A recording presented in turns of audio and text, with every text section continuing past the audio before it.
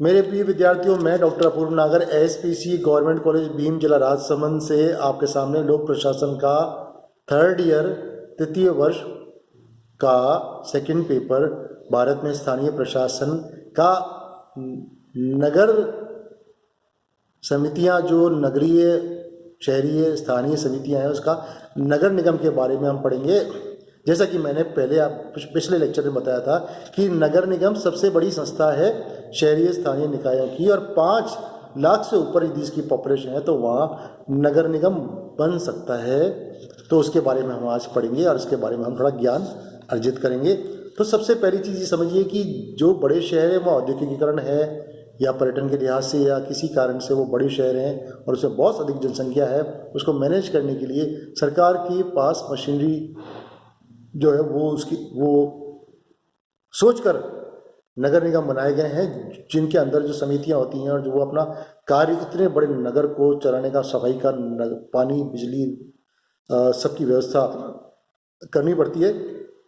तो उसके लिए नगर निगम अलग से बनाया जाता है, जो हाईएस्ट कैटेगरी का वो शहरी स्थानीय संस्था है। तो नगर निगम जो 1687 में मद्रास में स्थापित की गई थी, इसके पश्चात मुंबई में 1888 में स्थापित किया गया था। 1951 में कलकत्ता में नगर निगम स्थापित किया था और उसके बाद आजकल ज़्यादातर बड़े शहरों में स्थापित हो गया है।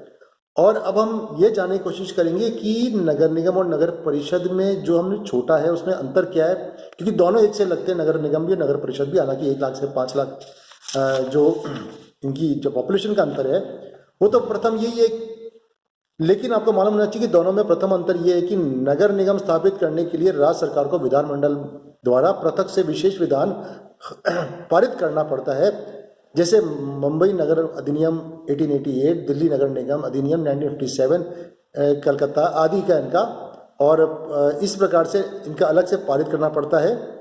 और जयपुर में जयपुर, जोधपुर, कोटा आदि में भी स्थापित किया गया। तो 1959 में अलग से इसके लिए ये बनाया गया। और दूसरा ये है कि नगर निगम नगर परिषद में अंतर ये होता है कि नगर में विचारात्मक और कार्यकारी निकायों का पृथक्करण हो पाया जाता है, जिसमें नगर परिषद में यह पृथक्करण नहीं होता। नगर निगम में नगरीय स्थान प्रशासन के लिए नीति निर्धारण का विचार विमर्शकारी कार्य निगम की परिषद मेयर की अध्यक्षता में संपन्न करती है, और मेयर तथा परिषद की नीतियों के निष्पादन अर्थात कार्यकारी निकाय पर कोई नियंत्रण नहीं होता है। निगम का कार्यकारी निकाय कमिश्नर की अध्यक्षता में गठित होता है, जो निगम द्वारा निर्धारित समितियों और पारित विधियों को क्रियान्वित करने के लिए उत्तरदायी होता है। दूसरी ओर नगर पालिकाओं में विभाजन नहीं होता। नगर पालिकाओं की परिषद अपने निर्वाचित अध्यक्ष के नेतृत्व में न केवल नगरीय प्रशासन की नीतियों को निर्धारित करती है, अपितु परिषद का अध्यक्ष नीतियों के निष्पादन करने वाले कार्यकारी निकाय कमिश्नर और उसके स्टाफ पर पूरी तरह नियंत्रण करता है। तीसरी बात कि नगर निगम और नगर पालिकाओं में क्या फर्क है, उनमें तीसरा फर्क यह है जनसंख्या का। एक 5 लाख से ऊपर है नगर निगम और 1 से 5 लाख तक नगर पालिका है, नगर पालिका नगर परिषद ये है। चौथा है नगर निगम के राजनीतिक अध्यक्ष मेयर होता है, जो 1 वर्ष के लिए चुना जाता है, यदि भी उसके पद पर 3 बार भी चुना जा सकता है। जबकि नगर परिषद का राजनीतिक नेतृत्व परिषद के निर्वाचित अध्यक्ष द्वारा किया जाता है। इसका कार्यकाल नगर पालिका के कार्यकाल के समान 5 वर्ष होता है। इसलिए राजस्थान में नगर निगमों की स्थापना के लिए चूंकि कोई अधिनियम नहीं बनाया गया था, मेयर उपमेयर का कार्यकाल परिषद के कार्यकाल समान 5 वर्ष ही है, तो 5 वर्ष तक वो मेयर रहता है। तो अल्टीमेटली हम ये जानते हैं कि नहीं 1 वर्ष नहीं 5 वर्ष तक कार्य कर लेता है। तो इस प्रकार से हम ये देखते हैं।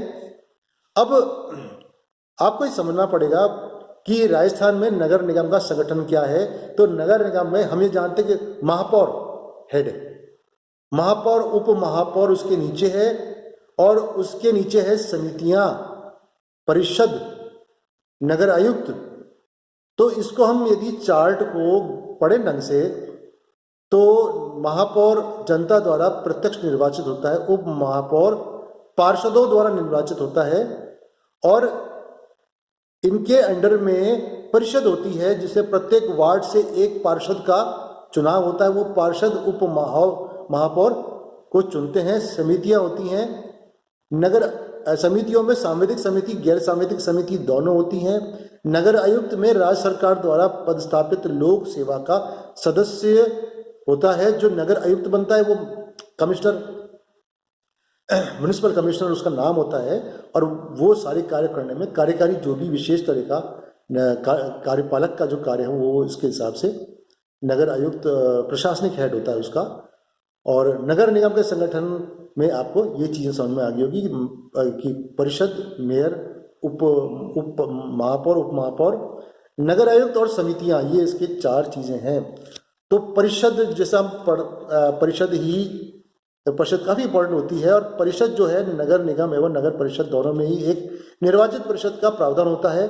यह निर्वाचित परिषद नगर निगम का वैधानिक कार्य निकाय मानी जाती है और नगर की जनता द्वारा निर्वाचित प्रतिनिधि होते हैं, और इस प्रकार एक प्रकार की स्थानीय विधायिका है जिस पर यह दायित्व होता है कि स्थानीय जनता की आकांक्षा के अनुरूप नगरीय कानून और नियमों का निर्माण करे, संपूर्ण नगर को चुनावों की दृष्टि से वार्डों में विभाजित करे, और प्रत्येक वार्ड से एक प्रतिनिधि उस क्षेत्र के वयस्क नागरिकों के द्वारा चुना जाता है। परिषद में नगर के सभी वार्डों से चुने हुए प्रतिनिधियों को पार्षद कहा जाता है। परिषद का कार्यकाल अधिनियम द्वारा नगर निगम के कार्यकाल जितना होता है। परिषद में निर्वाचित सदस्यों के अलावा कुछ सदस्य और भी होते हैं जिन्हें एल्डरमैन तथा अर्थात नगर वृद्ध कहा जाता है। इस कोटि के नगर के वयोवृद्ध, अनुभवी और ऐसे लोगों को भी इसमें रखा जाता है। इस प्रथा में महिला वर्ग विशेष तौर पे इम्पोर्टेंस दी जाती है, और जैसे अलग अलग जगह पर है और वो अपने हिसाब से इनकी जो परंपरा है उसके हिसाब से बना रहते हैं। और इनका कार्यकाल जो होता है वो 74वें संविधान संशोधन में 5 वर्ष निर्धारित किया गया है, और महिलाएं इनमें होती हैं, इनकी सीट्स बदलती हैं, परिषद का रोटेशन से भी चलता है यह। अब मेयर और महापौर और उप महापौर शॉर्ट में हम समझते हैं क्योंकि मैंने इसके नोट्स भी रखे हैं आपको। महापौर और उप महापौर ये हेड होते हैं। इंग्लैंड की भांति हमारे यहाँ राजस्थान, इंडिया में भी महापौर उप महापौर हर जगह होते हैं। मेयर होता है वो पूरा नगर का हेड होता है। तो नगर निगम की कार्यपालक शक्तियाँ उसमें औपचारिक रूप से निहित होती हैं। यह निगम का अध्यक्ष होता है तथा प्रधान होने के कारण वास्तविक यह होता है, और यह नगर का प्रथम नागरिक होता है। नगर की शान और गरिमा का प्रतीक समझा जाता है। हमारे देश में नगर निगम का मेयर कार्यकारी शक्तियों से लेकिन वंचित किया गया है। निगम के इस अध्यक्ष को नगर का राजनीतिक नेतृत्व प्रदान किया गया और नगरीय प्रशासन के कार्य संचालन का दायित्व निगम आयुक्त पर छोड़ा गया है। ग्रामीण नगरीय संबंध समिति ने भी निगमाध्यक्ष को कार्यकारी अधिकार नहीं देने की अनुशंसा की थी, जिसके कारण क्या है कि दलगत राजनीति के अभाव में इतना ग्रस्त होता है कि उस पर कार्यकारी शक्तियों का प्रभाव नहीं डाला जा सकता। तो ये चीज़ हम देखते हैं और इस प्रकार से ये इस पर कार्य करते हैं। फिर नगर निगम जो है, नगर निगम में हम देखते हैं कि नगर आयुक्त भी होता है। नगर आयुक्त जो होता है कि वो एक नगर मतलब म्युनिसिपल कमिश्नर, प्रशासनिक अधिकारी होता है। और जैसे कि हम कह चुके हैं कि विधायी शक्तियां निगम की परिषद में निहित होती है, लेकिन कार्यकारी शक्तियां उसके आयुक्त में निहित मानी जाती है। इस प्रकार नगर आयुक्त नगर निगम के मुख्य कार्यपालक अधिकारी होता है और उसे नगर पालक भी कहा जाता है। तो ये बहुत इंपॉर्टेंट और बहुत पावरफुल होता है ये आदमी। और स्थानीय जैसे कि नगर आयुक्त की नियुक्ति राज्य सरकार द्वारा की जाती है, और यदि नगर निगम किसी केंद्र शासित प्रदेश में हो तो उसकी नियुक्ति केंद्र सरकार द्वारा की जाती है। इस पद पर नियुक्त किए जाने वाला अधिकारी भारतीय प्रशासनिक सेवा या राज्य प्रशासनिक सेवा का अधिकारी होता है। इसकी नियुक्ति सरकार द्वारा एक निश्चित अवधि के लिए की जाती है। उदाहरण, दिल्ली में प्रथम बार उसकी नियुक्ति 5 वर्ष के लिए की गई थी, और मुंबई और चेन्नई में 3 वर्ष का है इसका कार्यकाल। इस प्रकार से अलग अलग स्थान पे अलग अलग जो परंपराएं बनी हुई हैं। और नगर आयोग की शक्तियां बहुत भारी है, विधायी, प्रशासनिक, वित्तीय, बहुत सारी है। अनुशासनात्मक कार्रवाई करना, टैक्सेस के बारे में विचार करना, और नगर परिषद ने कानूनों का क्रियान्वयन करना, उपनियम तैयार करना, वित्तीय में बजट स्वीकार पेश करना, बजट का हिसाब करना, बजट का अनुमोदन बनवाना, बजट बनवाना, सब कुछ ये समितियों का कार्य है। सांविधिक समिति में और गैर सांविधिक समिति में यह है कि जो सांविधिक समितियां उसमें अधिनियम होता है, उस अधिनियम के सांविधिक समितियों के स्थान पर स्थायी समितियां बनाई जाती है, जो कि नगर निगम के कार्य के संचालन के लिए बनी होती है। और अलग अलग प्रकार की समितियां होती है। सफाई की समिति अलग, बिजली की समिति अलग, पानी की समिति अलग, तो ये सब समितियां अपना अपना कार्य करती है। और मेन तरीके जो समितियां होती हैं वो वित्त समिति, स्वास्थ्य एवं स्वच्छता समिति, भवन निर्माण समिति, नियम उपविधि समिति, गंदी बस्ती सुधार समिति, अपराधों का शमन समिति, इस प्रकार के 7-8 समितियां होती हैं। और जयपुर नगर निगम में तो 18 समितियां हैं। इसमें सफाई समिति, पशुपालक, पशु नियंत्रण, जल मल निकास, विशिष्ट योजना, सामाजिक सहायता, अतिक्रम निरोधक समिति, सतर्कता समिति, सांस्कृतिक समिति, वित्त, स्वास्थ्य एवं स्वच्छता, भवन निर्माण, नियम उपनियम, लोक वाहन, लाइसेंस, गृहकर, कच्ची बस्ती, फायर ब्रिगेड, उद्यम एवं पर्यावरण समितियां ये होती है। और गैर सांविधिक समिति वो होती है जो नगर समिति ऐसी होती है जिनका रचना नगर निगम के परिषद अपने प्रस्ताव के द्वारा करते हैं। और इससे ये गैर सांविधिक समितियां जो है अपने हिसाब से ही कार्य करती हैं। उसका महत्व को समझते हुए अलग समितियां नगर निगम वाले खुद अपने हिसाब से बनाते हैं।